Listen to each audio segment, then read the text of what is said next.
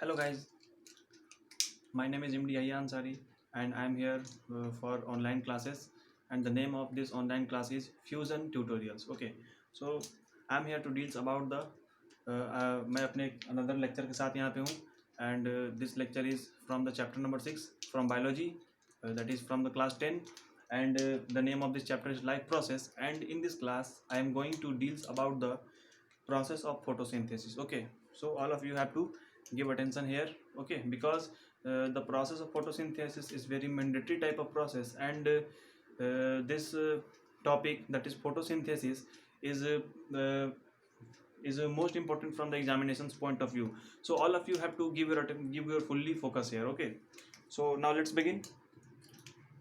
That is photosynthesis.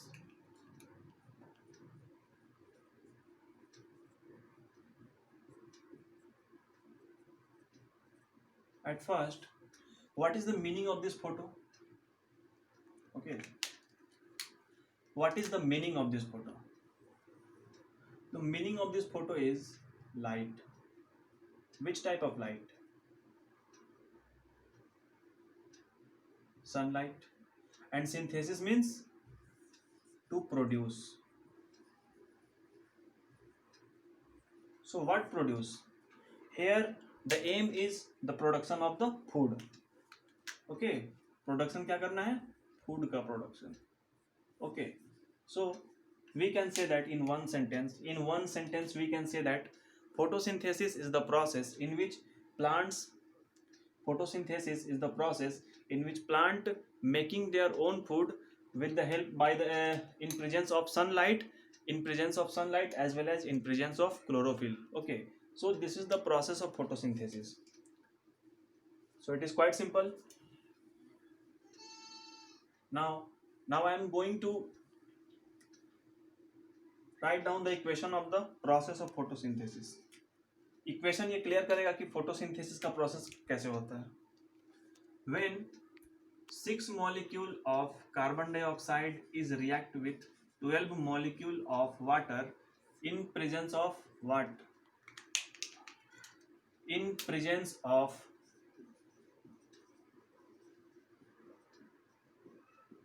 chlorophyll and sunlight, then what will produce? Produce क्या होगा? Then it produce the glucose. Then it produce glucose as well as 6 molecule of oxygen as well as 6 molecule of water. Okay, so this is the product of the photosynthesis. Okay, what is this? This is glucose. That is food molecule. यही तो है food. What is this? This is oxygen and this is water. What is this? These two are the raw material.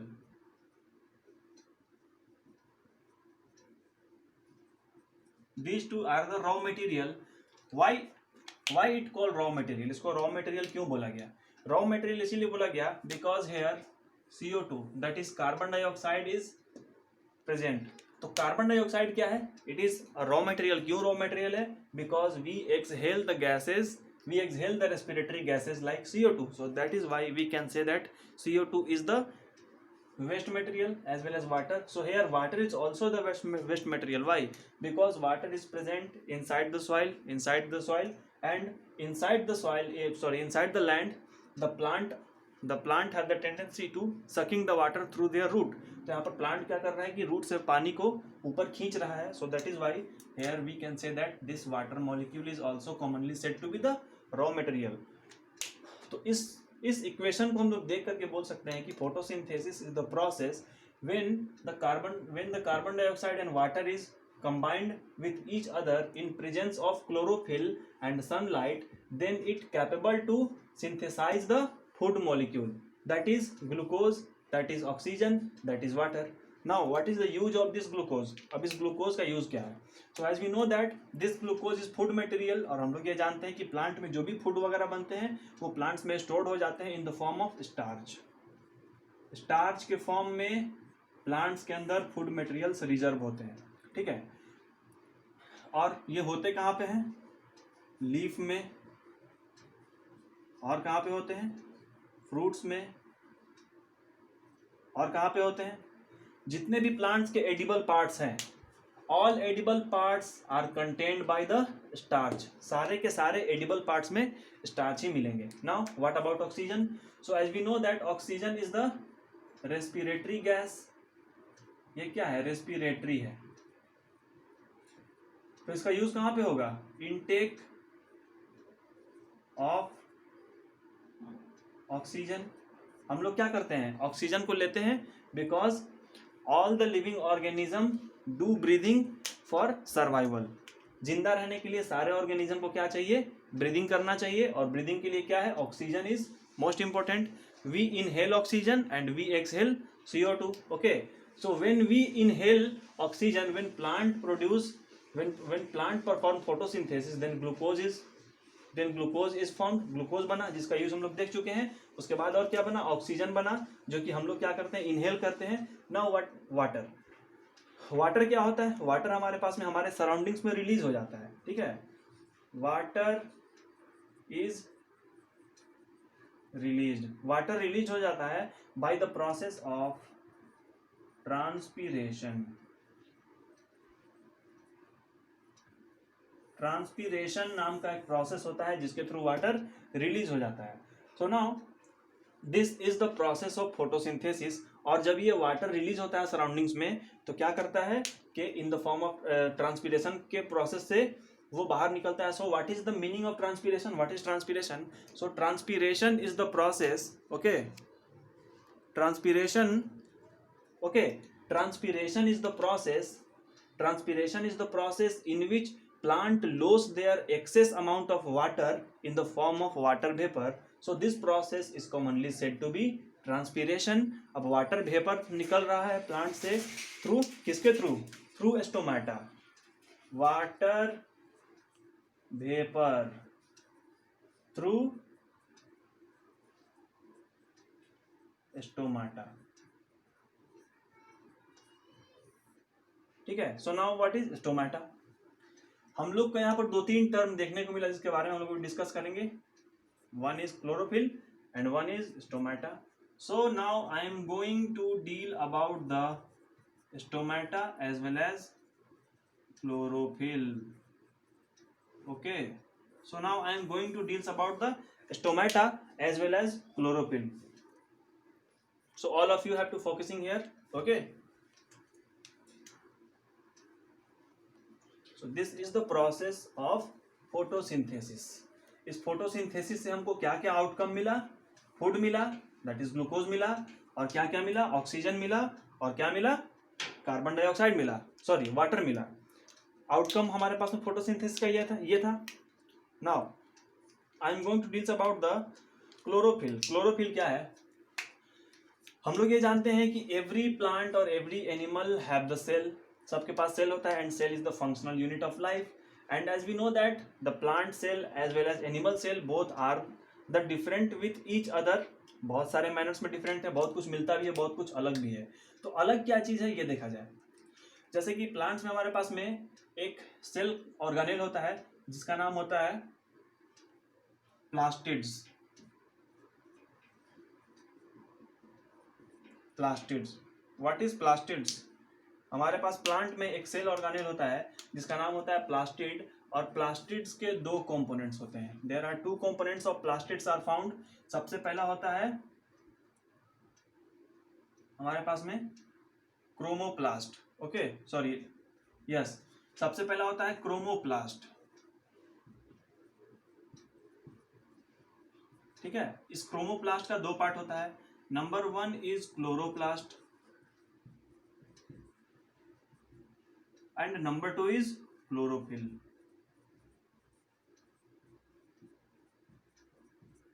Chloroplast क्या है? Actually this is the site of photosynthesis.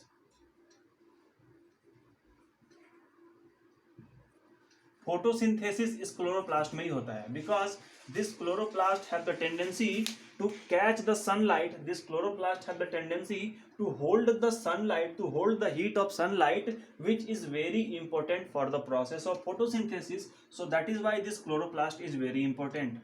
मतलब अगर chloroplast नहीं होगा तो फोटोसिंथेसिस भी नहीं होगा, क्लोरोप्लास्ट होगा तभी फोटोसिंथेसिस होगा, because this chloroplast have the tendency to hold the energy of the sunlight. Now chlorophyll, chlorophyll क्या है? क्लोरोफिल कुछ नहीं, nothing but this is a green pigment.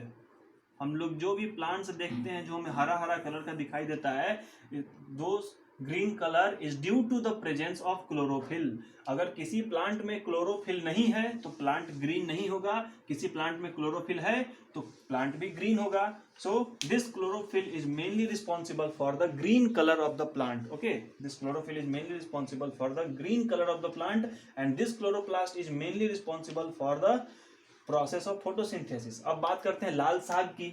लाल साग में क्या होता है? वो तो लाल लाल होता है. तो लाल क्यों है? तो मैंने अभी भी बताया कि जिसमें क्लोरोफिल होगा वो ग्रीन होगा और जिस प्लांट में क्लोरोफिल नहीं होगा वो ग्रीन नहीं होगा. तो लाल साग की पत्तियां क्या होती है? लाल लाल होती हैं. So this that is why due to the absence of chlorophyll, because chlorophyll is the green pigment, और जहां पे ग्रीन पिगमेंट नहीं होगा वहां पर प्लांट्स के लीफ भी ग्रीन नहीं होंगे. सो लाल साग में क्लोरोफिल अब्सेंट होता है. अब सबसे बड़ा क्वेश्चन ये है कि क्लोरोफिल जब अब्सेंट है तो प्रोसेस ऑफ फोटोसिंथेसिस कैसे होगा? काफी सिंपल है. हम लोग ने क्या भी बात किया था कि this chlorophyll is mainly responsible for the green color, not mandatory for the photosynthesis. photosynthesis के लिए सिर्फ और सिर्फ एक ही चीज रिस्पॉन्सिबल है, the one and only chloroplast, because this chloroplast have the tendency to hold the sunlight which is come from the sun. Okay, तो इसमें वो टेंडेंसी है कि, तो क्या है कि हर एक प्लांट्स में हम लोग क्या बोले थे कि प्लास्टिड्स होता है, और प्लास्टिड्स है तो क्लोरोप्लास्ट भी है. वो अलग बात है कि क्लोरोफिल नहीं है. तो क्लोरोफिल अगर नहीं भी है तो कोई दिक्कत नहीं है, no matter if chlorophyll is absent in any type of the plant. किसी प्लांट के लीफ में क्लोरोफिल नहीं है तो नो प्रॉब्लम, लेकिन क्लोरोप्लास्ट होना चाहिए. ओके, नाउ दूसरा क्या था? Leucoplast. Leucoplast. So what is leucoplast? Leucoplast is the primary site of the food reserve. Primary site for the food reserve, sorry, not of. Leucocyte क्या है? इसका काम है कि ये फूड को रिजर्व करता है. ओके, अब हम लोग ये जानते हैं कि हमारे घर में किचन है, किचन में खाना बन रहा है. खाना क्या है? अब ऐसा थोड़ी है कि जो खाना बना है उसको हम जमीन पे फेंक दिए. जो खाना बना है हम लोगों ने उसे क्या किया? कहीं ना कहीं पे स्टोर तो किया हुआ है ना. तो जो स्टोरेज का जो जगह होता है, ठीक है, जो स्टोरेज का जगह, जैसे हमारे घर में पतीला है, हमने पतीला में डाला तो क्या हुआ? Patila is the storage for the, patila is the site where the food are stored after cooking. खाना पकने के बाद हम लोग पतीला में फूड स्टोर करते हैं. उसी तरह से प्लास्टिड्स में ल्यूकोप्लास्ट होता है. So leucoplast is primary site where the reservation of the food takes place. और फूड जो रिजर्व होता है प्लांट में वो किस फॉर्म में होता है? इन द फॉर्म ऑफ स्टार्च. तो हम लोग कह सकते हैं कि प्लांट में स्टार्च कहाँ मिलेगा? प्लांट में स्टार्च ऐसे तो हर जगह मिलेगा, लेकिन प्राइमरी साइट सबसे पहले स्टार्च कहाँ पे फॉर्मेशन होता है? इन ल्यूकोप्लास्ट. ओके, और ल्यूकोप्लास्ट कहाँ मिलेगा? प्लास्टिड्स में मिलेगा. प्लास्टिड्स कहाँ मिलेगा? प्लांट सेल में मिलेगा, because plastids is the characteristics feature of the plant cell. Okay, ये प्लांट सेल का प्लास्टिड ही कैरेक्टरिस्टिक फीचर होता है. ठीक है, एनिमल सेल में ये प्लास्टिड नहीं होता है. So in animal cell this plastid is absent, but in plant cell this plastid is present, because plant have the tendency to perform the process of photosynthesis. और फोटोसिंथेसिस होने के लिए क्या है? क्लोरोफिल चाहिए, क्लोरोप्लास्ट चाहिए, ल्यूकोप्लास्ट चाहिए. ठीक है, ये अलग अलग टाइप के कंपोनेंट्स चाहिए. तो हम लोग के बॉडी में हम लोग तो खाना नहीं ना बनाते हैं. क्या हम लोग एबल हैं कि सनलाइट से हम लोग खाना बना सकें?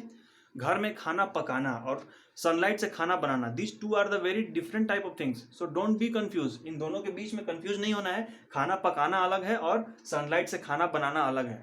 ठीक है, so we are the heterotrophs and plant are the autotrophs. Okay, तो प्लांट में क्या हो रहा है? फोटोसिंथेसिस हो रहा है. फोटोसिंथेसिस के लिए क्लोरोप्लास्ट चाहिए, क्लोरोफिल चाहिए. क्लोरोफिल नहीं भी होगा तो चलेगा, लेकिन ल्यूकोप्लास्ट तो चाहिए, बिकॉज जो भी खाना बन रहा है वो कहाँ पे स्टोर्ड होगा? ल्यूकोप्लास्ट में तो स्टोर्ड होगा. ऐसा थोड़ी कि खाना बना उसके बाद खाना को फेंक दिए. प्लांट जो भी फूड का सिंथेसिस कर रहा है वो ल्यूकोप्लास्ट में ही जा करके उसका फूड रिजर्व होगा इन the form of starch. Okay, अब एक सवाल है कि जहाँ पे हमारे घर में अलग अलग तरह के रूम्स हैं. बेडरूम है, ड्राइंग रूम है, बालकनीज है, टॉयलेट है, हॉल है, किचन है. सो इनसाइड अ हाउस, एक घर के अंदर there are different type of the compartments in the form of the different type of the room. अलग अलग कंपार्टमेंट्स हैं, अलग अलग रूम हैं. तो हर एक रूम का अलग अलग नाम है अकॉर्डिंग टू देयर फंक्शन, वहां पे जो काम हो रहा है. तो प्लांट में खाना कहाँ पे बन रहा है? प्लास्टिड में. तो प्लास्टिड को हम लोग क्या कहेंगे? What? Kitchen of the cell. So plastid is commonly said to be the kitchen of the cell. Why? Because inside the plastid, chloroplast and chlorophyll is present, and also leucoplast is present. So that is why plastid is capable to perform the process of photosynthesis. Actually process of photosynthesis is takes place inside the plastids. plastids के अंदर ही होता है. So that is why उससे photosynthesis से क्या बना? खाना बना. So photosynthesis is the food making process. जहां पे खाना बनता है उसको हम क्या कहते हैं? Kitchen. So that is why plastid is commonly said to be the kitchen of the cell. And this questions, ये क्वेश्चन काफी बार एग्जाम में पूछा जा चुका है. ठीक है. So it is very important. Now what about stomata? Definitely stomata is our last topic. Okay. So stomata हम लोग देखते हैं. स्टोमेटा क्या है? Actually stomata is pore. किसी भी लीफ के अंदर छोटे छोटे पोर्स होते हैं, वो होता है स्टोमेटा. स्टोमेटा होता क्या है देखा जाए. Quite simple.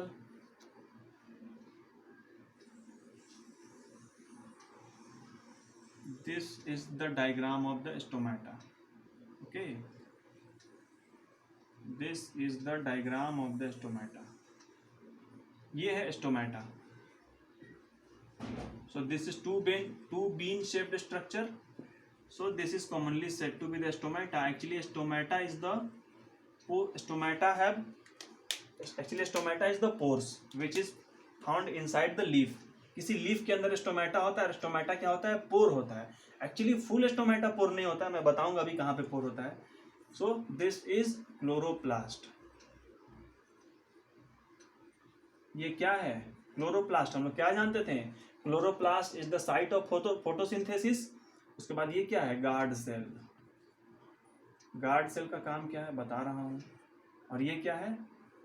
ये जो दिखाई दे रहा है बीच में, पोर. इसी को हम लोग बोलते हैं pore of stomata. Okay, this is the pore of stomata. तो एक्चुअली जो टाइनी पोर्स होते हैं किसी भी लीफ के अंदर, वो स्टोमेटा के पोर्स होते हैं. ठीक है. Now what is the function of this stomata? Pore of stomata का काम क्या है? It is mainly responsible for exchange of gases. किस तरह का gas? O2 and CO2. Plant क्या करता है कि CO2 लेता है, O2 को एक्सहेल करता है. Means plant inhale CO2 and plant exhale O2. तो प्लांट का जो एक्सचेंज ऑफ गैसेस हो रहा है कहाँ से हो रहा है? इस स्टोमेटा से हो रहा है. दूसरा, इससे ये क्या कर रहा है कि प्रोसेस ऑफ ट्रांसपीरेशन कर रहा है. Transpiration means what? Transpiration is the process by which plant loss their excess amount of water in the form of water vapour. तो क्या हो रहा है? इस पोर से वाटर का हमारे पास में एक्सचेंज भी हो रहा है, यानी कि ट्रांसपीरेशन हो रहा है, वाटर का लॉस हो रहा है यहाँ से. उसके बाद में तीसरा काम क्या है? It allow the entry of sunlight. Allow the entry of sunlight for photosynthesis.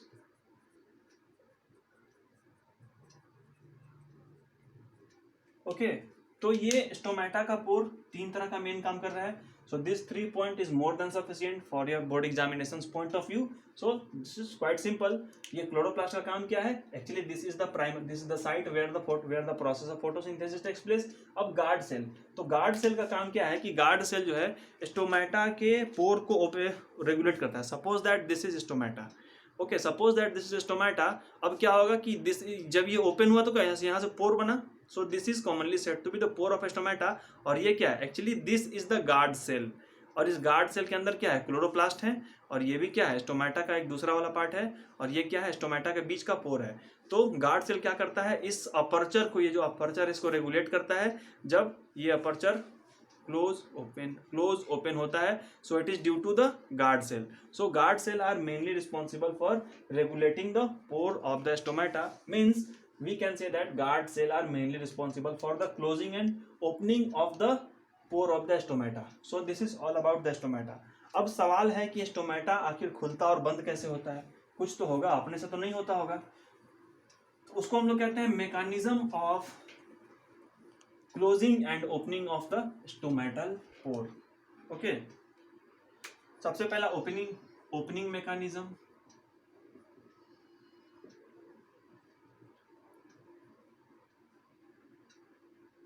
Opening mechanism क्या है? व्हेन प्लांट्स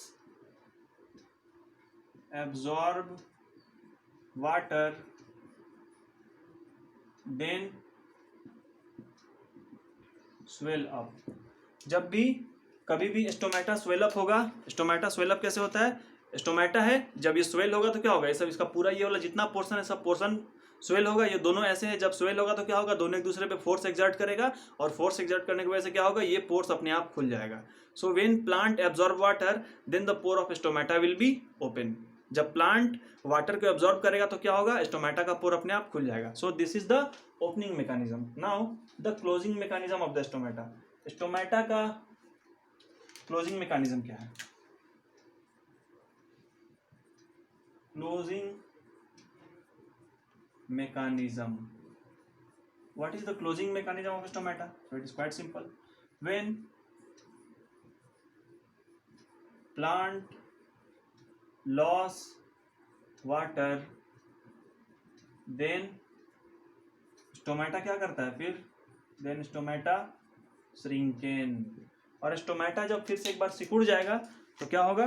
बिल्कुल सिंपल है. अब स्टोमेटा पहले क्या था, बिल्कुल ऐसे था. वो जब प्लांट जब वाटर को एब्जॉर्ब किया तो क्या हुआ, ये वाला पार्ट स्वेल हुआ और स्वेल करने की वजह से क्या हुआ, दोनों ने एक दूसरे पे फोर्स डाला and due to the exerting the force the stomata will be open. अब क्या है, वाटर लॉस हो चुका है. वाटर लॉस होगा तो स्टोमेटा क्या होगा, फिर से एक बार श्रिंक हो जाएगा और ड्यू टू श्रिंकिंग वापस फिर से पोर क्लोज हो जाएगा. तो इस तरह से स्टोमेटा का ओपनिंग क्लोजिंग मैकेनिज्म चलते रहता है due to the absorption and due to the excretion of the water. Okay, so this is all about the photosynthesis. इसमें मैंने अलग अलग तरह के टॉपिक्स को डील किए. सबसे पहले मैंने ये बताया कि फोटोसिंथेसिस क्या होता है through the help of the equation. उसके बाद फिर मैंने ये बताया कि आखिर क्लोरोफिल क्या होता है, फिर स्टोमेटा को बताया. उसके बाद फिर मैंने ये बताया कि स्टोमेटा का क्लोजिंग और ओपनिंग मैकेनिज्म क्या है. So this all topics are very important from your examinations point of view, board examinations point of view. So all of you are required to download my video. इस video को download कीजिए और बार बार देखिए. मैं आपको ये बिल्कुल गारंटी देता हूँ कि आपको घर में दोबारा इसको फिर से रिविजन करने की जरूरत नहीं पड़ेगी. अगर आप वीडियो देखेंगे तो this video is more than sufficient to memorize the topic of the photosynthesis. So photosynthesis is the very important type of the topic from the examinations point of view, from the board examinations point of view, as well as from the competitive examinations point of view, including NEET etc. NEET में और भी vast level का होता है, लेकिन ये basic है. अगर आप इस बेसिक को समझ जाओगे तो आपको नीट के लिए पढ़ने में कोई ज़्यादा प्रॉब्लम नहीं होगी. So it is my request to you, please focusing my video. और अगर आप चाहते हैं कि मैं इसी तरह से आप लोगों के लिए आगे भी वीडियो बनाता रहूँ तो प्लीज़ मुझे सब्सक्राइब करें, कमेंट करें और लाइक करें. और फिर ये बताएं कि आपको कैसा लगा वीडियो मेरा. आपका सब्सक्रिप्शन ही, आपका लाइक ही मुझे मोटिवेट करता है ताकि मैं आगे और भी वीडियोस बनाता रहूं. क्योंकि अभी इस लॉकडाउन के वक्त में सारे कोचिंग ट्यूशन्स वगैरह बंद हैं, तो मुझे लगता है कि इस लॉकडाउन के समय में ये मेरा वीडियो आपके लिए काफ़ी हेल्पफुल होगा.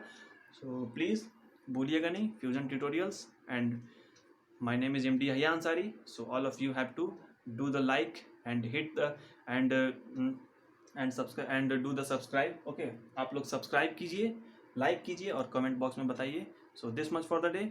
मैं आता हूँ आप लोगों के लिए आगे और भी दूसरे वीडियोस लेकर के इसी लाइव प्रोसेस से. Okay, so this much for the day. Thank you.